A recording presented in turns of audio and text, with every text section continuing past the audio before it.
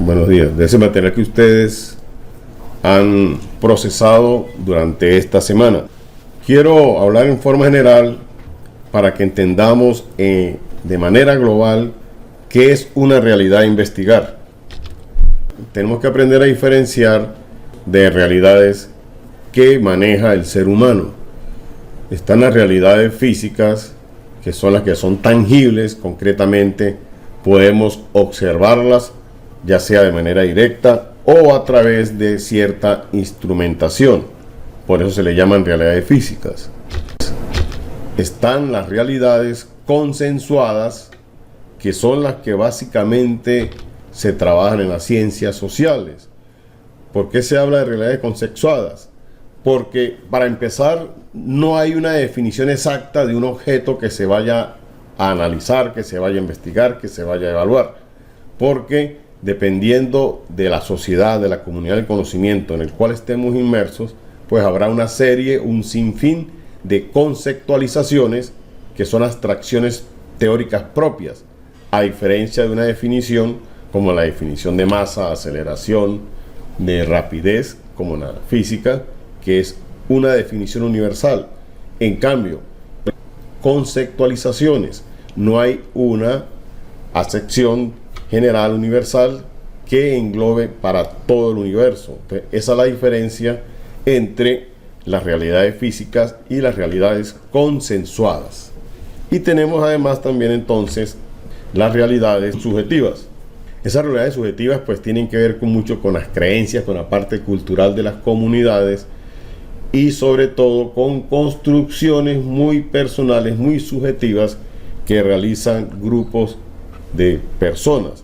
Por eso, para el caso de la investigación científica, nosotros nos centraremos en las realidades físicas o en las realidades consensuadas, que son las que tienen esa base científica, que son las que podemos abordar a través de cualquiera de los tres paradigmas de investigación que se reconocen universalmente. Dentro de las realidades subjetivas están, por ejemplo, la homeopatía, están esas cuestiones que tienen que ver con la adivinanza de las personas del futuro, que tienen que ver con cuestiones que se podrían de alguna manera rescatar algunos aspectos como ciencia, pero que realmente son pseudociencias porque no tienen una base científica. La astronomía sí la tiene como una ciencia, pero la astrología no lo tiene. Esos grupos que se forman de constelaciones familiares que quieren hablar ahora de neuro, no sé qué cuestiones para involucrar el cerebro, esos son realidades para un grupo muy reducido de personas y son realidades subjetivas que no tienen base científica y por lo tanto nosotros no las vamos a considerar en nuestros estudios y mucho menos para las investigaciones que tienen que realizar ustedes en sus proyectos y en su tesina y tesis doctoral. La realidad en la investigación científica, ahí ven ustedes en esa estrella ahí en el centro, la realidad que es el objeto de la investigación. Acá tenemos que hacer algunas clarificaciones, algunas aclaratorias. Generalmente en la literatura recientemente vienen ahora apareciendo en lo que tiene que ver con metodología de la investigación, hablar del objeto de estudio. Pues no es el caso. Hay que hablar de manera apropiada y de manera coherente y completa. Es objeto de estudio de investigación, que es la realidad. ¿Por qué lo hacen últimamente muchas personas ligadas al campo de las ciencias sociales? Porque lo refieren a un tema. Por eso muchos profesores, expertos en las ciencias sociales hablan de el tema de investigación. El tema de investigación no es lo primordial. El tema de investigación no es el punto de partida de la investigación científica.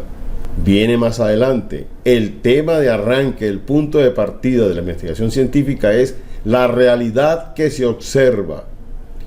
Al observar una realidad, intuitivamente el investigador puede de alguna manera percibir algún hecho, alguna situación que pueda generarse como un problema a investigar.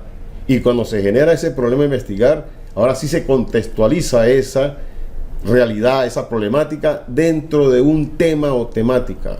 Y ahí sí estaría en tercer lugar ese tema, y no como se está haciendo recientemente en muchos círculos, en muchos programas de formación, educación formal, y le dicen a las personas lo primero que tiene que hacer es pensar, ni siquiera es pensar, es observar, y le dicen pensar en el tema de investigación. Pues no es pensar en el tema de investigación, es observar una realidad, porque la realidad, como lo dice ahí, es el foco de múltiples perspectivas. El hecho de que diversas personas observen la realidad no quiere decir que coincidan en la situación problemática que van a percibir. Esa realidad es la médula originaria de las teorías que se van a originar con la investigación. En función de esa realidad se van a generar una serie de métodos para abordarla. En sí, esa realidad es el eje de interés de la ciencia, y por eso se considera como el epicentro del nuevo conocimiento, porque el fin último de una ciencia es generar conocimiento que sea nuevo, renovado y que sea válido, que sea lo más objetivo posible. Ahora veamos lo que es investigación científica. Aquí traigo un diagrama también para hablar de la investigación. ¿Por qué se investiga de manera científica?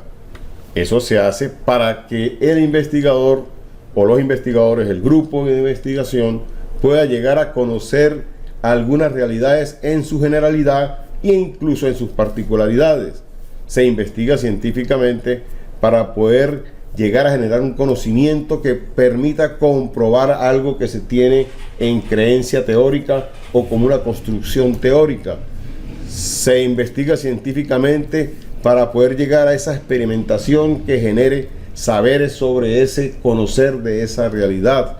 En fin, cuando se conoce de manera científica, se llega a generar ciencia. Por eso el fin último de la investigación científica es llegar a conocer para producir ese conocimiento nuevo y que sea válido. Y si observan acá, estos círculos, estas elipses, en todas las aristas que yo le he colocado a esta figura, interviene el término conocer. Por eso les decía en la sección del sábado pasado, desde el punto de vista de la investigación, conocer es el verbo ideal, pero ha sido mitificado porque cuando se trata de un diseño instruccional para enseñar a otros semejantes, para generar estrategias de enseñanza, el verbo conocer es bastante ambiguo en la educación formal para instruir. Y eso lo han trasladado a la investigación y no es de esa manera. Entonces ahí el fin último de la investigación científica es, como les dije, la producción de ese nuevo conocimiento y que sea válido.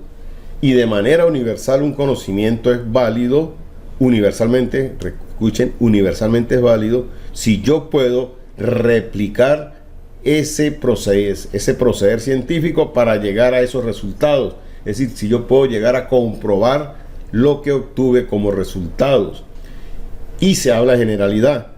Por eso, en las ciencias sociales hay que tener cuidado cuando asumimos paradigmas como el fenomenológico, el sociocrítico, que se centra en estudiar, en investigar particular. Bien, ahí tenemos el conocimiento científico.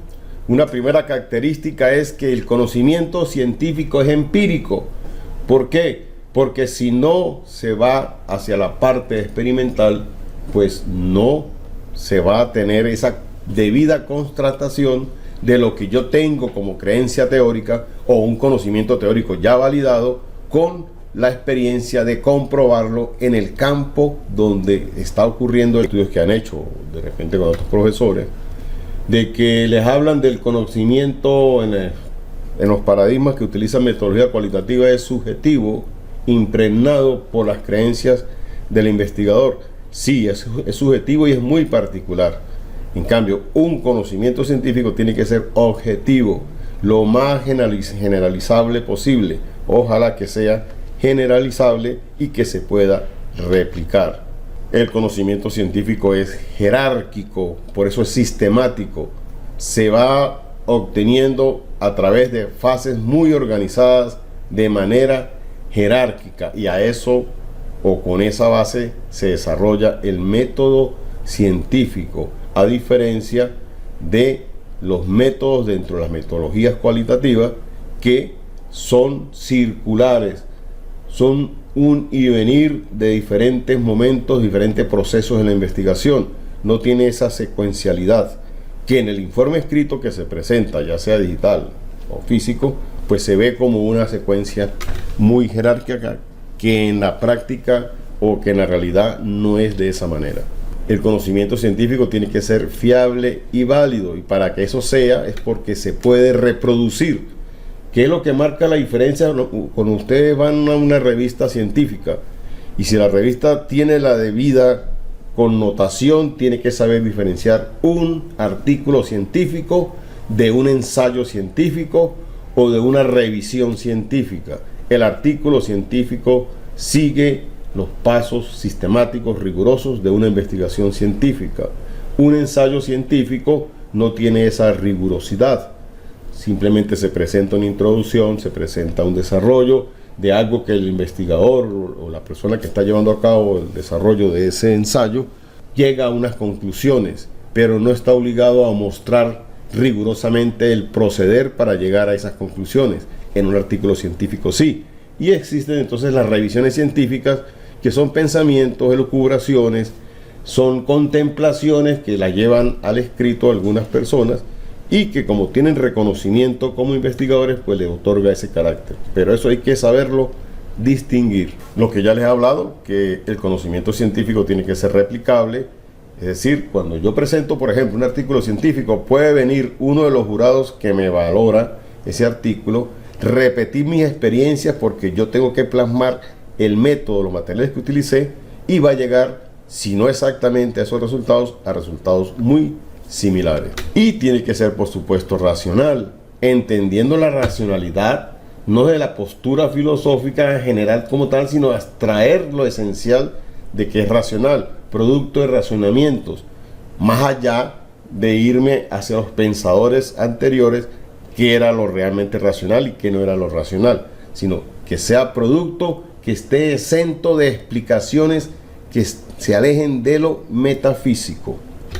Y también pues tiene que tener esa generalidad al integrar teorías. En función de todo esto, cuando se aborda una investigación científica, bien lo decía el señor Thomas Kuhn, es necesario tener un anclaje, y el anclaje lo da el paradigma, no la metodología. El paradigma es ese gran enfoque, esa gran visión, y existen realmente tres paradigmas reconocidos: el paradigma positivista, el paradigma fenomenológico y el paradigma sociocrítico. Los que se vienen enamorando, los que se vienen aceptando otros paradigmas que quieren imponer algunos pensadores contempladores que escriben, como el paradigma que están hablando ahora recientemente, lo vi entre estos días, paradigmas pragmáticos. Pragmatismo no es nada nuevo, no es un paradigma nuevo, es un pensamiento, una forma de pensar, es una corriente filosófica. La complejidad que lo quieren mostrar como un paradigma, ¿no? Será paradigmas en un círculo muy reducido de pensadores, de reflexionadores que hablan sobre ello, pero como tal no es un paradigma. Puede ser una forma de llegar a un conocimiento dentro de una comunidad muy particular. Entonces esas posiciones, esas posturas paradigmáticas son necesarias asumirlas desde el principio, y está en libertad el propio investigador de decir por qué camino me voy. No puede ser la institución, no pueden ser mis directores, mis tutores, no pueden ser mis evaluadores que me van a imponer la ruta a seguir. Cuando una persona funge como un evaluador de una investigación, tiene que tener la capacidad de posicionarse en cualquiera de los tres paradigmas, y es lo que yo critico en algunos programas donde obligan a los estudiantes a asumir un paradigma en particular. Entonces, en conclusión, ese paradigma pues le da esa esencia real de lo que es lo que se va a investigar, porque concibe la realidad como tal. Esa postura paradigmática pues le va a dar ese anclaje necesario, dependiendo de lo que pretenda el investigador, le va a tener también ese aporte teórico, si va a ser un sustento para la investigación, o la investigación se sustenta en ello, o va a ser algo que tiene que argumentar generando teoría que va a referenciar en función de lo que emerjan de los datos. Estoy hablando de los paradigmas que asumen metodologías cualitativas, y por ende pues le da la metodología, que es lo grande, en orden grande está el paradigma, luego viene la metodología, luego sí viene el método, que es lo que se utiliza en el positivismo como método científico y que son los diversos métodos, los múltiples métodos que se generan dentro del paradigma fenomenológico y dentro del paradigma sociocrítico. Entendiendo que en el paradigma fenomenológico, pues los métodos tienen que ver mucho con la parte hermenéutica, porque es la interpretación de símbolos, de textos y todo aquello. Y en el paradigma sociocrítico tiene que ver mucho con la dialéctica, porque lo que se genera es un conocimiento que incida sobre ese grupo investigado a que se genere en él algún cambio, alguna renovación, alguna nueva posición que se asuma sobre lo que se está investigando. Seguir una ruta como las que le acabo de decir es lo que nos va a conducir con ese debido anclaje paradigmático a la obtención de un conocimiento que tenga validez. Por eso aparecen ahí esas manos midiendo. Pero puede ser entonces que esa realidad que estoy observando, yo como investigador, lo que quiero es verla como un fenómeno el cual quiero llegar a describir, pero para poderlo describir tengo que interpretarlo. Si ese es mi gran propósito, pues yo me posiciono desde el paradigma fenomenológico, porque voy a entender como un investigador que me voy a sumerger en esa realidad, voy a ser parte de esa realidad, voy a tomar una posición muy subjetiva de entender a las personas que están en esa realidad, de ese grupo humano, de esa comunidad, involucrarme con ellos para llegar a entender esa realidad, y al entenderla pues la interpreto, y al interpretarla pues llego como máximo a describirla.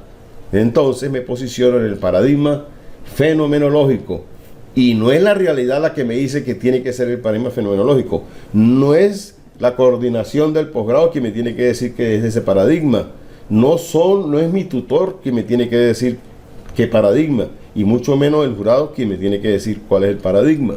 Y la otra opción es, si como investigador, observando esa realidad, lo que quiero es llegar a conocerla también en profundidad, a mezclarme con ellos también, a involucrarme en esa realidad para llegar a interpretar un hecho que está ocurriendo ahí, pero que yo quiero generar un conocimiento que tenga su respectivo valor, y que ese conocimiento que yo genere influya en las personas que estoy investigando o que voy a investigar, a que se produzcan cambios conductuales en ello, cambios prácticos en ello. Yo me posiciono en el paradigma sociocrítico. Se pueden observar acá que no es la realidad, no es el título de la investigación, no es el objeto de estudio como lo pretenden llamar, no es el experto, no es el tutor quien decide desde qué paradigma abordo la investigación. Es el propio investigador que, dependiendo de lo que se proponga con la investigación y de la manera de abordarla, va a decidir desde qué postura paradigmática se va a investigar. Bien, aquí quiero colocar como una referencia que sirve para complementar lo que hemos hablado de la evolución histórica del conocimiento científico, ¿no? Vamos a revisar rápidamente los 5 modelos epistémicos que se reconocen de manera general en la forma de generar el conocimiento. Está el materialismo, cuya fuente del conocimiento pues es la materia. Ahí está la fuente del conocer, de la producción de nuevo conocimiento. El naturalismo, cuya fuente de conocimiento es la naturaleza. Está el humanismo, cuya fuente del saber es el ser humano. Y el idealismo, que la fuente del saber están las ideas. Y el realismo, quien indica que las realidades existen independientemente de lo que entiendan, de lo que perciba el objeto, el sujeto que las está observando o que tiene interacción con ellos. Es decir, que la realidad es independiente de la postura que tenga el investigador. Y de ahí nace, de ese modelo epistémico, nace entonces el empirismo, que nos dice que para tener un conocimiento realmente válido, yo debo comprobarlo en la parte empírica. ¿Y qué compruebo? Lo que tengo como teoría, lo que tengo en mi racionalidad, y que existe en diferentes fuentes, textos, expertos, material, ahora actualmente es material digital y todo aquello. De ese empirismo nace el positivismo y nace el fenomenológico como paradigmas de investigación. Del empirismo nace el pragmatismo y del pragmatismo es que nace el paradigma sociocrítico. Entonces, el positivismo tiene un único método de llegar al conocimiento válido, que es el método científico, como dice ahí, el método hipotético deductivo, cuando el investigador considera que puede cuantificar la realidad que va a investigar y que puede medir en ella las variables. Cuando hablo de variables, hablo de todo en general, la gran variable, las dimensiones que también son variables, los indicadores que son variables y los ítems que son variables. Y el método científico tiene sus modalidades. No es solamente estadística, la estadística es la columna vertebral del método científico. Pero yo puedo aplicar el método científico utilizando fuentes secundarias, otras investigaciones, resultados de otras investigaciones. Yo puedo utilizar el método científico en la modalidad de encuesta, que es lo que hace la mayoría, aplicar un instrumento a una población o una muestra para llegar a un conocimiento que sea válido, y estoy midiendo ese conocimiento. Pero también puedo llegar al conocimiento a través del diseño de experimentos. Entonces, cuando ustedes, les adelanto, cuando les hablen de los tipos de investigación y mezclen la investigación experimental con todo lo que pueden haber por ahí, descriptiva y todo aquello, la investigación como experimento tiene cabida si yo utilizo el método científico bajo la modalidad de diseño de experimento. La otra opción es utilizar el método científico bajo la modalidad de encuesta, y la otra opción de utilizar el método científico es bajo la modalidad de fuentes secundarias. Y ese método científico, pues, su gran garante de los resultados es que es producto de mediciones. Muchos estarán preguntando, pero ¿cómo mido yo una actitud? Con escalas que son consensos universales que se hacen para poder llegar de manera de códigos, cuestiones que no son medibles, pero que si los llevo a códigos, a través de categorías, a través de jerarquías, yo sí puedo llegar a hacer una medición en su carácter cualitativo. La medición existe en el método científico en su carácter cualitativo cuando se trabaja con escalas nominales y con escalas ordinales, y existe en su carácter cuantitativo la medición cuando se trabaja con escalas de proporción y escalas de razón. Y eso finalmente, entonces, acá el gran propósito, cuando yo voy a llegar a un conocimiento a través del positivismo, mi propósito puede llegar a una exploración, o a una descripción, o a una relación o correlación, o a una explicación. Y les adelanto, acá es donde se puede hablar de niveles de investigación. En los otros paradigmas no se puede hablar de niveles de investigación. Sin embargo, estoy seguro que lo han leído, que todo esto lo mezcla. Ya para el paradigma fenomenológico, los métodos para llegar a ese conocimiento no son medicionistas, como lo dice ahí. Lo que hace son establecer criterios muy subjetivos, porque el instrumento esencial de la investigación es el propio investigador, pero se apoya en cierta instrumentación, en ciertos recursos, para poder llevar registro de lo que observa, para poder llegar a interpretar y llevar esa interpretación a descripciones. Hasta ahí puede llegar. Sin embargo, hablan de relaciones y todo, pero no son relaciones desde el punto de vista del positivismo. Esa diferencia hay que saberla reconocer. Y dentro del paradigma sociocrítico, que también utiliza múltiples métodos, pero más hacia la parte dialéctica, sin embargo, cualquiera de los métodos que se utilizan en el paradigma fenomenológico tienen cabida también en el paradigma sociocrítico y viceversa. Sin embargo, son también procesos no medicionistas y que se establecen, son criterios muy subjetivos, e igualmente el principal instrumento para este paradigma es el propio investigador. Aquí también quiero establecer otra relación de los modelos epistémicos, como hace rato. Aquí tenemos nuevamente el humanismo, el realismo, el idealismo, el naturalismo y el materialismo. ¿Qué es lo que ha ocurrido? Que del realismo se desprende el empirismo, la experiencia, y ya en tiempos más recientes, para llegar a un conocimiento se habla de esas teorizaciones que se han escrito, que se han producido, que se han practicado sobre la verificación científica. Pero realmente quien ha marcado la pauta acá es el neopositivismo lógico a partir del Círculo de Viena, que es cuando le da ese carácter de lenguaje universal a la ciencia. De él se desprende también el racionalismo crítico. La diferencia del neopositivismo lógico es que dice que ese lenguaje universal viene a través de proposiciones que se llevan a hipótesis y que hay que verificar hipótesis por hipótesis. En contraposición aparece el racionalismo crítico, que dice que el mejor método de llegar a conocer algo, a una realidad, a una verdad, es el método de la falsación. Yo parto hipotéticamente de una declaración que la considero verdadera, y si en algún trayectoria de la investigación consigo esa contradicción, pues no es cierto entonces. Y está el análisis histórico, que es donde se derivan los paradigmas de investigación. ¿Quién lo generó? El señor Thomas Kuhn. Y aquí hay que tener claro estas posturas. La postura positivista se fundamenta en el realismo y el empirismo. Las posturas fenomenológicas y la postura sociocrítica se fundamentan en el idealismo y el racionalismo.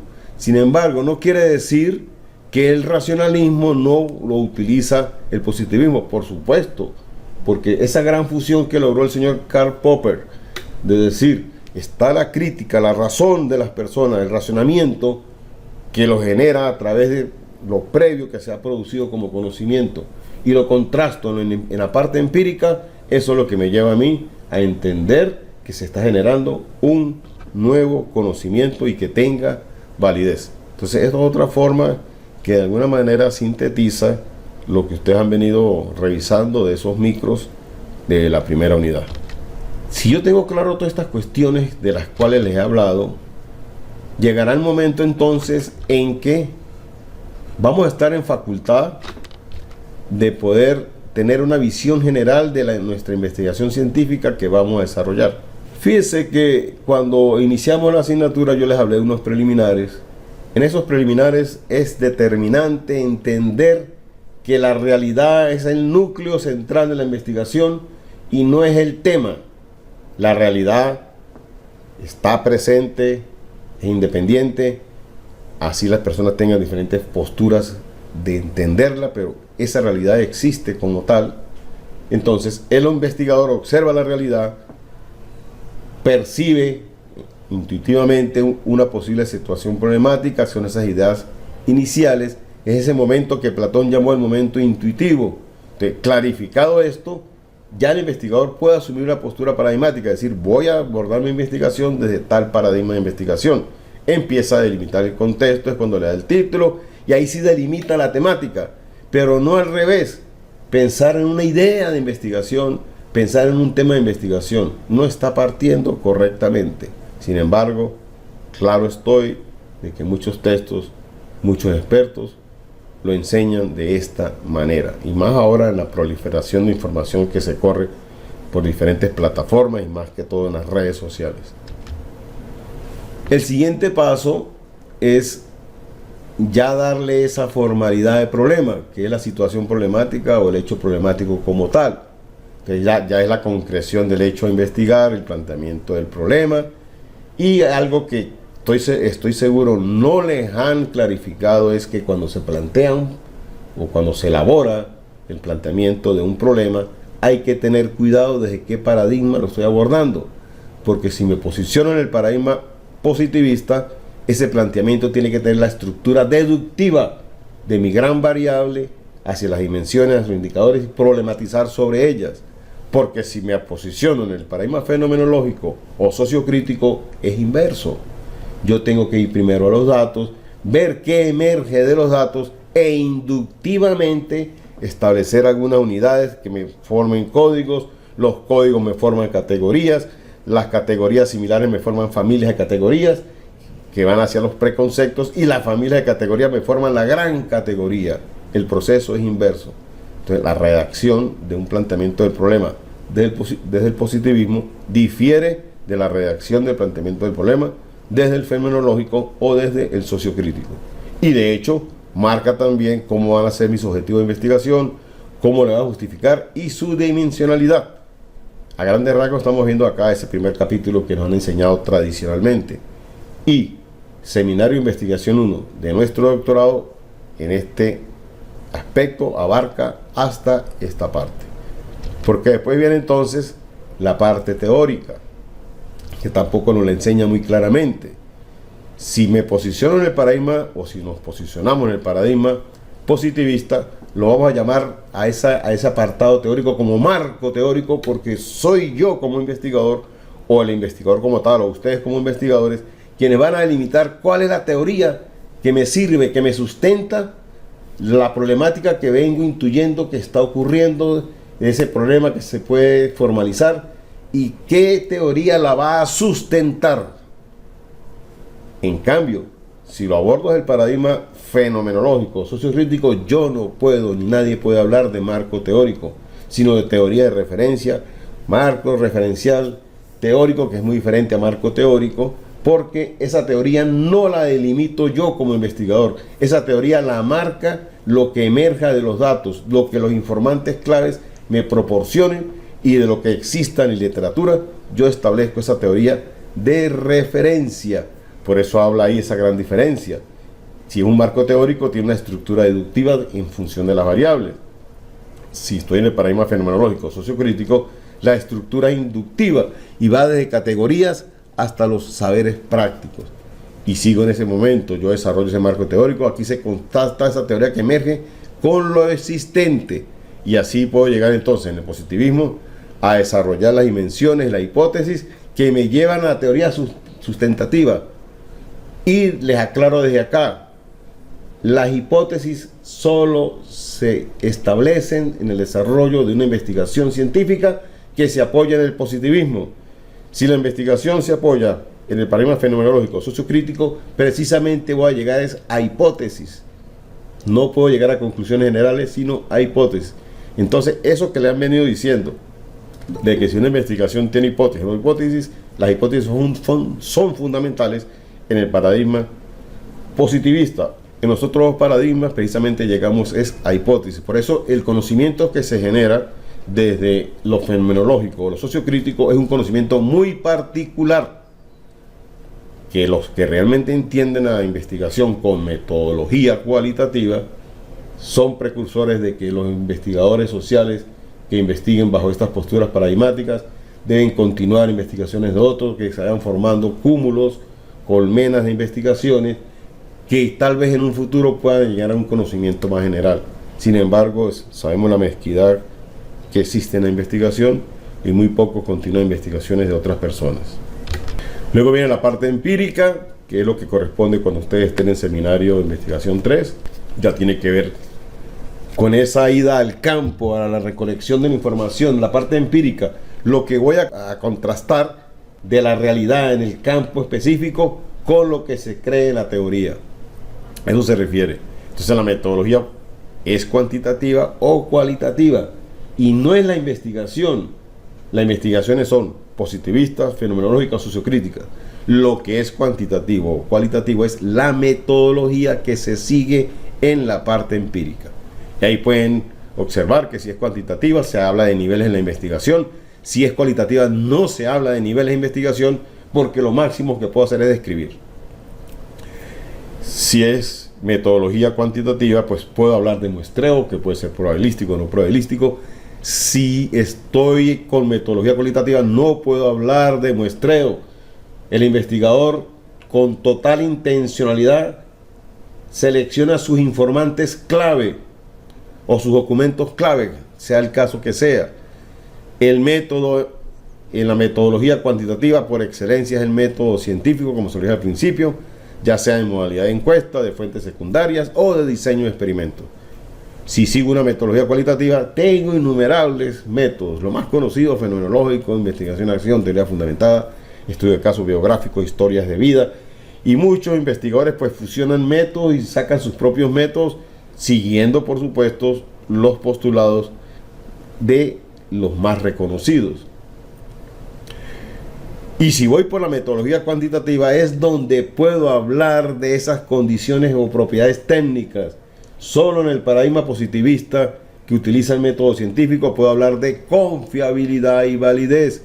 Esas son mediciones y no como erradamente, lastimosamente lo hacen muchos programas, inclusive doctorados, y no hace mucho 2 personas vinieron a consultarme de cómo hallaba la confiabilidad y la validez, habiendo asumido un paradigma fenomenológico. Eso no tiene cabida, eso no existe.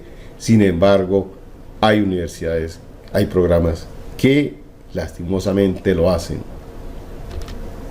Y por último, pues tengo lo que se deriva de la investigación, ya las conclusiones que voy a llegar. Si sigo una metodología cuantitativa en el compositivismo, pues llego a conclusiones como tales. Si sigo una metodología cualitativa, yo llego a conclusiones parciales. Este es un mapeo general que desde ya ustedes deben ir haciéndose esa idea, ir escribiendo qué pretende hacer con su investigación, porque esto le va a permitir orientarla y que no se pierda en el camino, ni esté utilizando cosas que no debe utilizar, esté utilizando un lenguaje que no debe utilizar, que no sea propio del paradigma de investigación que haya seleccionado, o en tal caso que puede llegar a una complementariedad de método. Aquí quiero mostrarles algo.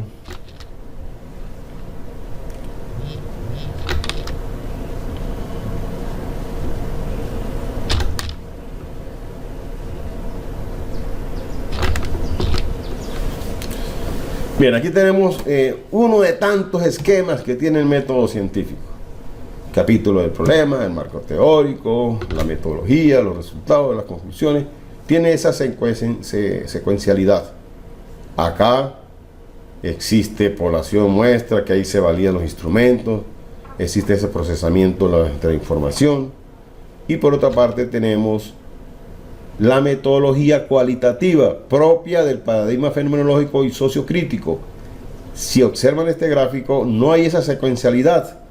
Para yo abordar una investigación con metodología cualitativa, lo primero que tengo que hacer de una vez que tenga clarificada la realidad que observé, el problema que percibo, el tema que encierra la investigación, es ir al campo a buscar la información, porque todo emerge de los datos. Y busquen cualquier libro serio de metodología de investigación cualitativa para que se den cuenta. Aquí es algo circular, es un ir y venir.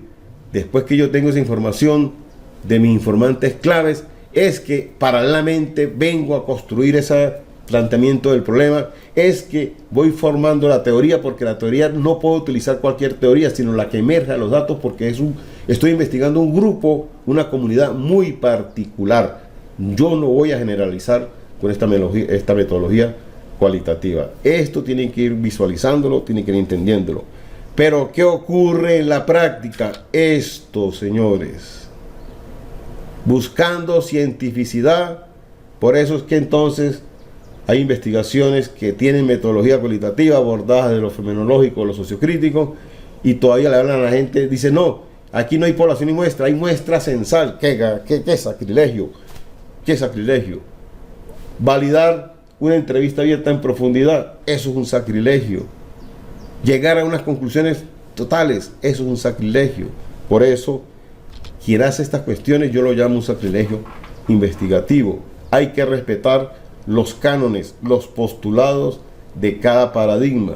Lo que sí es correcto es establecer una complementariedad metodológica. Es decir, yo puedo haber desarrollado una investigación del positivismo, pero siento que mis variables en mis ítems han medido algo que para mí necesito como mayor información muy particular. Yo puedo recurrir a una herramienta que utilice la metodología cualitativa. Yo puedo hacer una observación participante, yo puedo hacer una entrevistica ahí abierta en profundidad para complementar y al final contrastar con mi investigación general. Eso se llama complementariedad, o viceversa. Yo puedo abordar una investigación desde lo fenomenológico, desde lo sociocrítico, pero siento de que hay mucha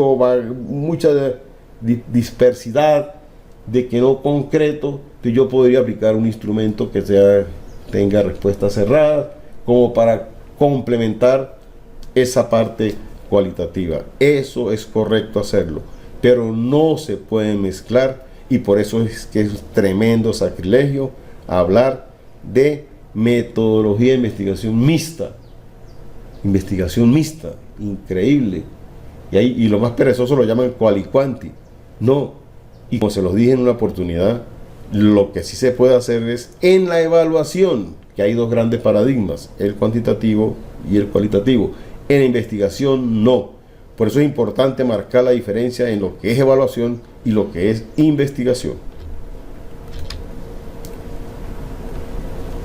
Y ya casi aquí cerrando, yo les quiero mostrar esto. Esto es algo muy particular. No sé si algunos de ustedes sabrán de que yo vengo desarrollando desde el año 2013 un GPS, como lo he llamado. Bueno, así me lo llamaron en la UNED la primera vez en el año 2017, cuando lo di a conocer públicamente. Son estructuras que he venido diseñando respetando los postulados de cada uno de los paradigmas para orientar la investigación. Entonces, en este caso, un ejemplo real de la última investigación que estuve realizando. Yo aquí marco como primero los hechos o las situaciones, es decir, lo que estoy observando. Y si ven ahí hacia la izquierda hay tres muñequitos ahí, el vestido de azul, el vestido de verde, el vestido de rojo, que representan los paradigmas.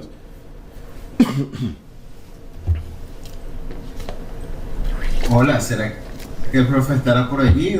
Sí, estoy hablando. ¿O ustedes están por ahí todavía? Yo estoy explicando. Estamos todos, el profe también creo que está activo, pero no sé qué pasa todavía. Sí, compañero, yo también. Yo estoy aquí. ¿No me escuchan? Expectativa. ¿No me escuchan? Ah, ok. ¿Me escuchan? ¿Me escuchan? Sí, los saludo. Bueno, entonces aquí muestro este esquema. Parto de ese hecho que estoy observando, voy convergiendo, intuyendo qué es el posible problema que se está presentando, genero unas interrogantes y eso me lleva a mí entonces a tener una clarificación de la realidad que estoy observando, para así entonces, como punto 5, plantear una situación problemática, entendiendo algo que no me gusta usarlo mucho, pero que clarifica muchas cosas, esas alternativas. Hay unos síntomas, hay un diagnóstico, hay un pronóstico y un control de pronóstico. Esto va a orientar bastante y eso sí me va a llevar entonces, clarificar la situación problemática, me va a llevar entonces a relacionarlo con la posible temática y de esa manera genero el título. Gracias por su atención.